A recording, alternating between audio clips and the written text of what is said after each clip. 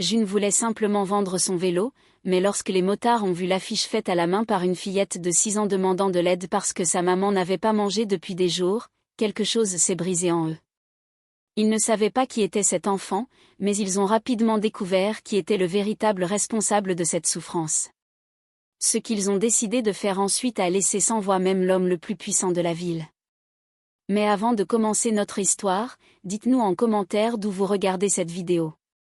C'est toujours incroyable de voir jusqu'où nos histoires peuvent voyager. Ce samedi après-midi était calme dans le quartier. Les enfants jouaient sur les trottoirs, quelques voisins lavaient leurs voitures et des odeurs de plats faits maison s'échappaient des fenêtres ouvertes. Une journée banale, sans rien d'extraordinaire, jusqu'à ce que le bruit commence. D'abord un grondement lointain, puis le son s'est rapproché de plus en plus fort. Les gens ont arrêté ce qu'ils faisaient et ont tourné les yeux vers la rue. 4 grosses motos sont apparues au coin, rugissant comme des bêtes sauvages. Les motards portaient des vestes en cuir noir avec des têtes de mort dans le dos et le mot « Hell Angels » inscrit en grandes lettres. Leurs visages étaient sérieux. Certains avaient de longues barbes et tous semblaient sortis d'un film d'action. Les mères ont rappelé leurs enfants à l'intérieur. Wade, le plus grand du groupe, a enlevé son casque et passé une main dans ses cheveux gris. « Quel coin tranquille », dit l'un des motards en observant autour de lui. « Trop tranquille », répondit un autre en allumant une cigarette. Wade ne dit rien. Il observait. Il y avait quelque chose dans l'air, un malaise qu'il ne parvenait pas à nommer. C'est alors qu'il entendit une voix fluette, presque un murmure. « Monsieur !» Les 4 se retournèrent d'un coup. Là, sur le trottoir, se tenait une petite fille. Elle ne devait pas avoir plus de 6 ans. Elle avait la peau foncée, 2 petits chignons sur la tête et portait une robe fleurie légèrement tachée en bas. Dans ses bras maigres, elle tenait un panneau en carton. Les lettres étaient mal formées, écrites par une main d'enfant. « Je vends mon vélo. S'il vous plaît, achetez-le. » À côté d'elle, un petit vélo rose avec des roulettes sur les côtés et quelques éraflures sur la peinture. On voyait qu'elle y tenait beaucoup. Ses petites mains serraient le guidon comme si elle disait adieu à un ami. Wade fit un pas en avant. Il s'accroupit pour se mettre à sa hauteur et demanda d'une voix douce, « Salut ma petite, comment tu t'appelles ?»« June », répondit-elle tout bas. « June ? C'est joli comme prénom. Pourquoi tu veux vendre ton vélo ?» La fillette baissa les yeux vers ses sandales usées. Ses orteils s'agitaient nerveusement. Elle mit du temps à répondre, comme si elle cherchait du courage. « Maman n'a pas mangé depuis 2 jours, dit-elle. » Sa voix s'éteignit presque à la fin. Les 4 hommes restèrent figés. Wade sentit une boule lui serrer la poitrine. Il connaissait cette douleur. Ce n'était pas la douleur d'un coup, d'une bagarre. C'était celle de voir quelqu'un qu'on aime souffrir et ne rien pouvoir faire. « Elle est malade, ta maman ?» demanda-t-il. June secoua la tête. « Elle est faible. Elle n'arrive plus à se lever. J'ai essayé de faire à manger, mais il n'y a plus rien, juste de l'eau. » Un des motards, Tank, le plus costaud, bras couverts de tatouages et barbe rousse imposante, se racla la gorge. À l'allure imposante, ses yeux brillaient d'émotion. « Et ton papa, petite, où il est ? » « J'ai pas de papa.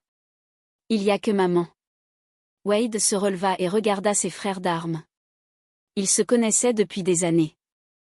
Ils avaient traversé le pays ensemble, affronté des tempêtes, des bagarres, des galères, mais jamais rien comme ça. Une gamine de 6 ans vendant son vélo pour que sa mère puisse manger. Le cœur se brisait. « Tu veux combien pour ton vélo ?» demanda-t-il. June réfléchit. 15 $. Je crois que ça suffit pour acheter du pain et du lait. Wade sortit son portefeuille, en sortit quelques billets et les tendit à la petite. Les yeux de June s'écarquillèrent. « C'est trop », s'exclama-t-elle. « Non, ce n'est pas trop. Et tu gardes le vélo. »« Je ne le prends pas. »« Oh, mais vous avez payé. »« Je n'achète rien, June. Je veux juste que tu gardes ton vélo et j'aimerais rencontrer ta maman. Tu peux m'y emmener ? » Elle était là-bas sous l'arbre, dit-elle en pointant le bout de la rue. Dans l'ombre, les 4 hommes suivirent la fillette. Elle poussait son vélo à côté d'elle, toujours surprise d'avoir gardé l'argent et le jouet. En arrivant sous l'arbre, ils virent une femme allongée dans l'herbe, très mince, les yeux fermés, mais elle respirait. Son visage était marqué par la fatigue. Ses vêtements étaient froissés comme si elle dormait avec depuis des jours. June s'agenouilla à côté de sa mère et lui toucha doucement l'épaule. « Maman, je t'ai réveillée. Désolée, mais j'ai de l'argent. Regarde. » La femme ouvrit lentement les yeux. Elle vit sa fille, puis les 4 hommes derrière elle et se redressa d'un coup sur ses gardes. « June, c'est qui ces gens ?» demanda-t-elle en tentant de se redresser. « Ils m'ont aidé, maman. Ils ont acheté, enfin, ils m'ont donné de l'argent. Maintenant, on peut manger. » La femme regarda Wade. Ses yeux étaient remplis de honte, mais aussi de gratitude. Elle n'aurait jamais voulu qu'on la voie comme ça, mais c'était trop tard. « Je m'appelle Wade, dit-il, et voici mes frères, Tank, Ricky et Lou. On veut juste aider. » Elle déglutit. « Je m'appelle Diane et j'accepte pas facilement la charité. » « Ce n'est pas de la charité, » répondit Wade. « C'est de la justice. Et on n'a pas fini ici. » Diane fronça les sourcils, confuse. Mais Wade était déjà debout, regardant ses frères. Il avait cette étincelle dans les yeux. Il avait une mission. Et quand Wade avait une mission, rien ne pouvait l'arrêter. Wade s'assit dans l'herbe à côté de Diane.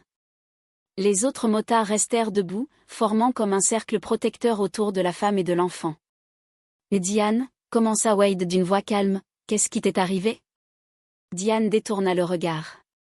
Elle n'avait pas envie de parler. Elle ne voulait pas revivre tout ça. Mais June était là, lui tenant la main. Elle savait qu'elle devait rester forte pour sa fille. Elle prit donc une grande inspiration et commença à raconter. Je travaillais dans une entreprise de nettoyage. Ce n'était pas le travail de mes rêves, mais ça payait les factures. Je nettoyais des bureaux, des toilettes, des salles de réunion. Je faisais tout correctement. Je ne me plaignais jamais. Je n'ai jamais manqué un jour. Et puis un jour, mon patron m'a appelé dans son bureau. Elle s'arrêta un instant pour reprendre son souffle. June serra sa main un peu plus fort. Il m'a dit qu'il y avait des coupes budgétaires, que l'entreprise devait économiser. Je lui ai demandé si j'avais fait quelque chose de mal, s'il y avait des plaintes à mon sujet. Il a dit non, que je faisais du bon travail, mais que j'étais remplaçable. C'est le mot qu'il a utilisé, remplaçable. Tank, le motard à la barbe rousse, serra les poings. Ricky, le plus jeune, secoua la tête avec colère. Lou, le plus silencieux du groupe, cracha par terre avec mépris. « Comment il s'appelle ?» demanda Wade.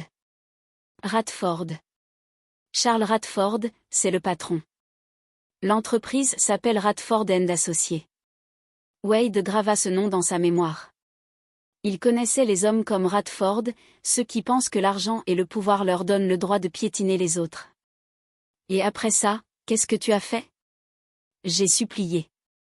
Je sais que ce n'est pas digne, mais j'ai supplié. J'ai demandé quelques semaines de plus. Je lui ai dit que j'avais une petite fille, que j'avais besoin de temps pour trouver autre chose. Il m'a regardé comme si je n'existais pas, comme si j'étais rien. Il m'a dit que sa décision était prise, que je devais quitter son bureau. Diane se mit à pleurer. Ce n'étaient pas des larmes de pitié, c'étaient des larmes de rage. De s'être sentie humiliée, de ne pas avoir pu protéger sa fille. J'ai cherché du travail partout. J'ai frappé à toutes les portes, mais personne n'embauchait et l'argent que j'avais mis de côté est parti vite. J'ai payé le loyer, mais il ne restait plus rien pour la nourriture. June a mangé ce qu'il y avait. Moi, je faisais semblant de ne pas avoir faim. Mais après des jours sans rien avaler, mon corps a commencé à lâcher. June enfouit son visage dans l'épaule de sa mère. « Je savais pas que maman ne mangeait pas », dit la petite d'une voix tremblante. Elle me disait toujours qu'elle avait déjà mangé et je l'ai cru. Wade sentit un nœud dans la gorge. Il en avait vu des choses dans sa vie. De la violence, de la trahison, de la misère. Mais une mère se laissant mourir de faim pour nourrir sa fille, ça le touchait d'une manière qu'il n'arrivait pas à expliquer. Des amis pour t'aider, demanda Tank. Diane secoua la tête. Ma mère est morte quand June est née. Mon père, ça fait des années que je ne l'ai pas vu. Et les amis, chacun a ses propres soucis. Je ne voulais pas être un poids. La fierté peut te tuer, Diane, dit Wade. Mais je comprends très bien. Il se tut un instant, pensif. Puis il regarda ses compagnons. Pas besoin de mots, il savait exactement ce qu'il pensait. Ricky, dit Wade, va au supermarché, achète à manger. Du pain, du lait, des fruits, de la viande, du riz, des haricots, tout est en quantité. Ricky acquiesça et courut vers sa moto. Lou, tu connais quelqu'un qui pourrait lui filer un boulot? Lou réfléchit une seconde. Il y a un gars qui tient un snack. Il cherche toujours du monde. Je peux l'appeler tout de suite. Fais-le. Lou s'éloigna en sortant son téléphone de sa poche. Et toi, Tank, tu viens avec moi rendre une petite visite à ce cher monsieur Radford. Tank esquissa un sourire, pas un sourire joyeux, le genre de sourire qui fait froid dans le dos. Avec plaisir. Diane attrapa le bras de Wade. Attendez, qu'est-ce que vous allez faire? Je veux pas que vous ayez des ennuis à cause de moi. Wade la regarda avec douceur. Et Diane, on ne va blesser personne. C'est pas notre style. Mais Radford doit savoir ce qu'il a fait. Il doit voir dans les yeux de ceux qu'il a laissé tomber et il doit avoir la chance de réparer ses torts. Et s'il refuse? Wade haussa les épaules. Alors on repartira. Mais au moins, il dormira ce soir en sachant que ses choix ont des conséquences. Diane ne semblait pas totalement convaincue, mais elle était trop épuisée pour discuter. Elle hocha simplement la tête. June tira sur la veste de Wade. Vous êtes gentil en fait, pas comme les gens disent. Wade s'accroupit devant elle et posa une main sur son épaule. Et tu sais, June, les gens nous voient et ne voient que le cuir, les tatouages et les motos. Et ça leur fait peur. Mais nous, on est juste un groupe de gars qui en a marre de voir l'injustice. Et quand quelqu'un se fait écraser, on agit toujours. Vous êtes des anges, dit June avec un petit sourire. Ricky revint les bras chargés de sacs de provisions. Il les déposa près de Diane qui les regarda avec de grands yeux. Il y avait du pain, du fromage, du jambon, des fruits, des biscuits, du lait, du jus et même un gâteau au chocolat. C'est trop, dit Diane. Vous n'étiez pas obligé. Si, on l'était, coupa Wade. Et maintenant, tu vas manger. June aussi. Et quand on reviendra, on veut vous voir en forme toutes les deux. Lou revint à son tour, rangeant son téléphone. C'est bon, le patron du snack veut te voir demain matin, Diane. Il cherche une serveuse. Le salaire n'est pas énorme, mais c'est un travail honnête.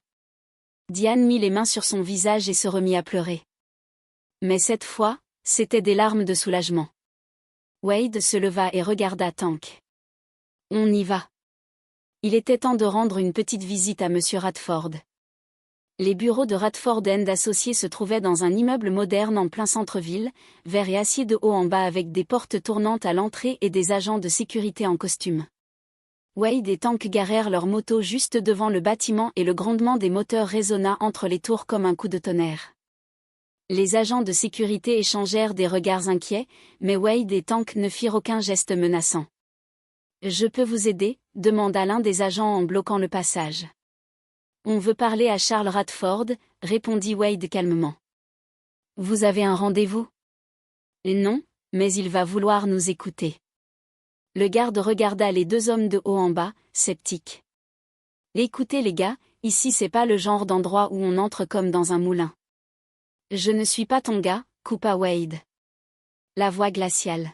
« Et je ne suis pas là pour faire des problèmes, mais je dois voir Radford maintenant. » Il y avait dans le ton de Wade quelque chose qui fit reculer le garde d'un pas. Ce n'était pas vraiment de la peur, plutôt un mélange de respect ou d'instinct de survie. Je vais appeler sa secrétaire. Le garde prit son talkie-walkie et échangea quelques mots. Quelques minutes plus tard, il fit un signe de tête. Vous pouvez monter. 2e étage. Ils entrèrent dans l'ascenseur. Tank appuya sur le bouton du 12e étage. Pendant la montée, il jeta un œil à Wade. C'est quoi le plan? Parler. Rien de plus. Et s'il se comporte comme un connard, alors on s'en va. Mais au moins, il saura. L'ascenseur s'arrêta. Les portes s'ouvrirent. Ils débouchèrent dans un couloir luxueux, moquette épaisse, tableau hors de prix. Au bout, une grande porte avec une plaque dorée, Charles Radford. PDG. Wade frappa. Une voix répondit, entrez. Ils pénétrèrent dans un bureau immense. Une table en bois massif, des étagères pleines de livres, sans doute jamais ouverts, et une baie vitrée donnant sur toute la ville. Derrière le bureau, un homme d'une 50aine d'années, cheveux gris impeccablement coiffés, costume hors de prix, air supérieur. Alors, dit Radford sans se lever, vous êtes les motards qui voulaient me voir. Je dois dire que c'est inhabituel comme visite. Wade et Tank restèrent debout devant lui. Wade sortit de sa poche un morceau de carton, le panneau que June avait fabriqué. Il le posa sur le bureau juste devant Radford. Ce dernier fronça les sourcils. « C'est quoi ça ?» « C'est une affiche qu'une gamine de 6 ans a faite pour essayer de vendre son vélo, » répondit Wade. « Elle s'appelle June. Elle voulait le vendre parce que sa mère n'avait pas mangé depuis des jours. » Radford haussa un sourcil. « Et qu'est-ce que ça a à voir avec moi ? » Sa mère s'appelle Diane. Elle travaillait pour vous. Radford changea d'expression. Il regarda à nouveau l'affiche. Puis Wade. Et Diane ? Oui, je m'en souviens. On a dû faire des réductions de personnel. Rien de personnel. Rien de personnel, répéta Wade, la voix plus grave. Vous lui avez dit qu'elle était remplaçable. Vous avez regardé une femme dans les yeux, une mère, qui vous demandait quelques semaines de plus pour nourrir sa fille et vous avez dit non. Écoutez, s'exclama Radford en haussant la voix, je dirige une entreprise. Je dois prendre des décisions difficiles chaque jour. Si je ne fais pas de coupe, tout le monde perd son boulot. J'ai fait ce qu'il fallait. Tank avança d'un pas, mais Wade leva le bras pour l'arrêter.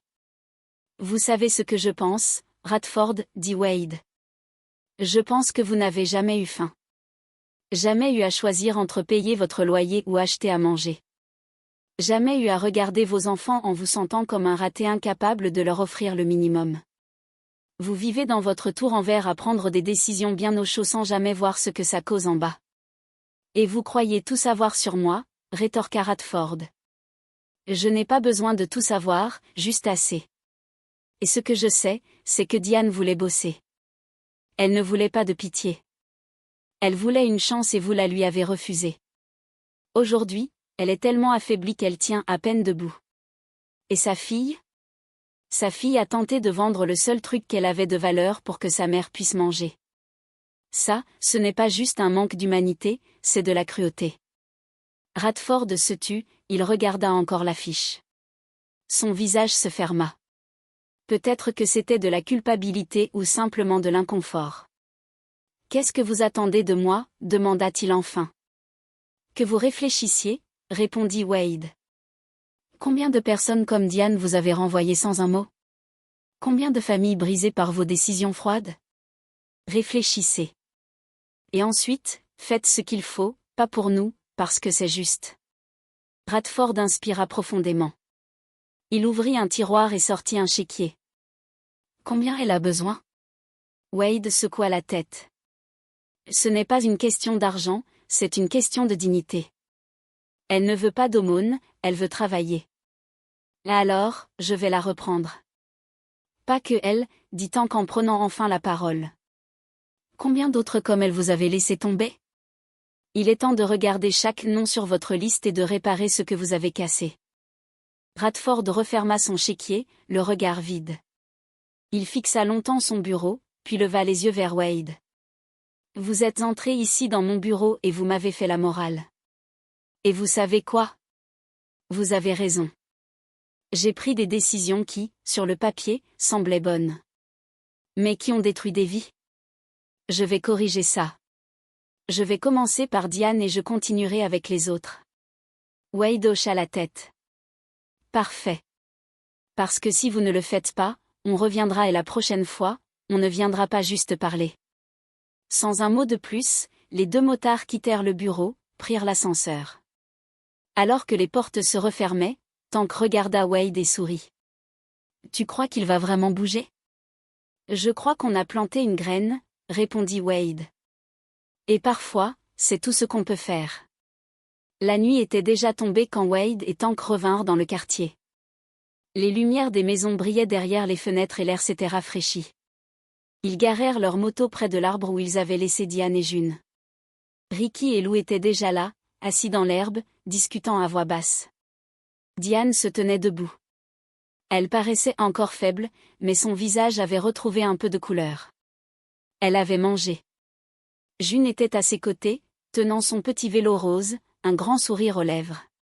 Un vrai sourire. « Vous êtes revenu ?» s'écria June en courant vers Wade. « Bien sûr qu'on est revenu, dit-il. On tient toujours nos promesses. » Diane s'approcha, encore un peu chancelante.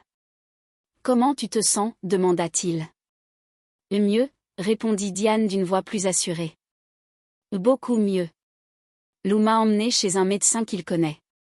Il a dit que j'étais déshydratée et sous-alimentée, mais que je m'en remettrai avec une bonne alimentation. Et grâce à vous, j'ai de quoi manger. Et demain, j'ai un entretien d'embauche. » Je sais. Lou m'a raconté. Diane le regarda, les yeux brillants. « Vous avez fait bien plus que nécessaire. Je ne sais pas comment vous remercier. »« Tu n'as pas à nous remercier, » répondit Wade. « Tu dois juste continuer à te battre. Pour toi et pour June. Tu es bien plus forte que tu ne le crois. » Diane essuya les larmes qui coulaient sur ses joues. « Vous êtes allé voir Radford ?» Wade hocha la tête. « Oui. Et il a promis de faire ce qu'il faut. Et s'il ne le fait pas, alors on retournera le voir. Mais je pense qu'il le fera. Parfois, il suffit d'un coup de pouce pour rappeler aux gens qu'ils ont un cœur. » Tank s'approcha, une boîte de pizza à la main. « Je me suis dit que vous auriez peut-être encore faim, » dit-il en tendant la boîte à Diane. « Et pas question de refuser. » Diane sourit. Un petit rire s'échappa, discret mais sincère. « Merci. Vraiment. » Quelques jours plus tard, Diane commença à travailler au snack. Le salaire était honnête et elle pouvait s'occuper de June. Contre toute attente, Charles Radford tint parole. Il recontacta plusieurs anciens employés et mit en place un fonds de soutien pour les salariés en difficulté. Le petit vélo rose resta le jouet préféré de June et le panneau en carton ne quitta plus jamais la veste de Wade. Un rappel que parfois, un petit acte de courage peut tout changer parce que la gentillesse n'a pas d'apparence. Elle peut venir de n'importe où, même de 4 motards que tout le monde jugeait sur leur look mais qui avaient le cœur au bon endroit. Et vous, avez-vous déjà été témoin d'un acte de bonté inattendu? Racontez-nous en commentaire. Si cette histoire vous a touché, laissez un like, partagez-la à quelqu'un qui a besoin de croire qu'il y a encore de l'espoir et abonnez-vous à notre chaîne pour ne pas manquer d'autres récits qui réchauffent le cœur.